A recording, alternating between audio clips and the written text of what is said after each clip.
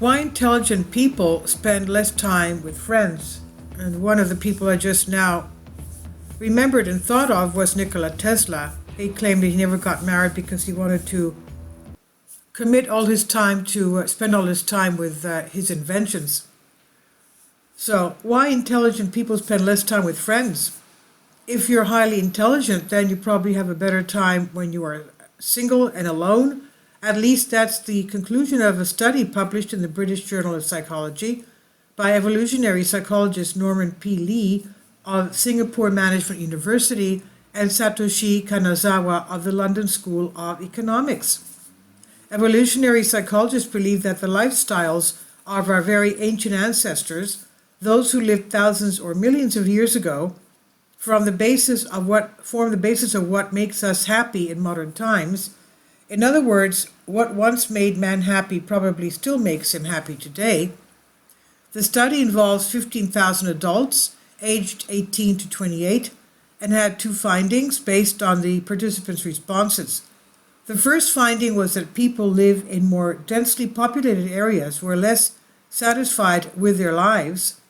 Residents of rural areas reported being happier than those living in the suburbs, who were happier than those living in the center of the small towns, who in turn were happier than those living in the center of large cities.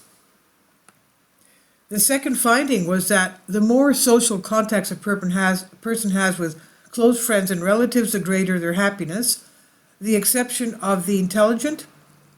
But there was one exception to these findings.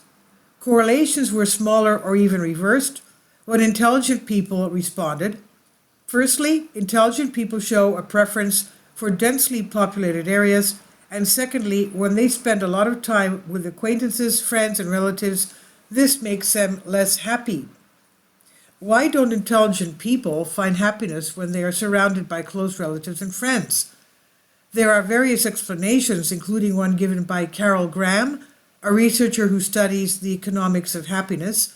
As she says, the findings show, and not surprisingly, that people with greater intelligence and ability are less likely to spend a lot of time socializing because they're focused on some other goal that is longer term. Again, let's take Nikola Tesla's example. This makes sense since intelligent people are focused on achieving spiritual goals, and if something takes away those aspirations, it makes them unhappy. But the two evolutionary psychologists gave a different explanation. The idea begins with the assumption that the human brain evolved to meet the demands of the ancestral environment. The African savanna, where population density was similar to that of rural Alaska today, less than one person per square kilometer. But today the population density has increased enormously. In some areas, the density is 27,685 people per square kilometer in Manhattan, and this makes the average person miserable. The same idea applies to friends and social contacts.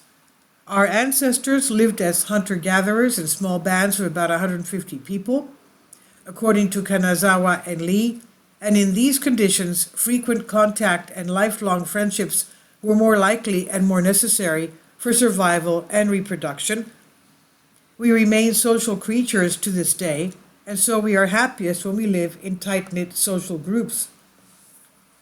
But when someone is smart and capable, they can adapt better to the environment of a densely populated city because he's better equipped to leave the hunter-gatherer social network, especially if he has some high ambition. Thus, intelligent people are better adapted to a crowded environment in which, if necessary, social contact is less and feel less unhappiness, and in it that unintelligent people who value social contact. This is from Healthy Living. I've translated this for you from a Greek article. Please leave your comments. Thank you for your support. Kindly support my Patreon account. The daily posts are 5 videos daily, and they are totally different from what I have on my YouTube channel. Thank you so much for your support and that you find all my content so interesting. You'll find the Patreon account details in the description box below.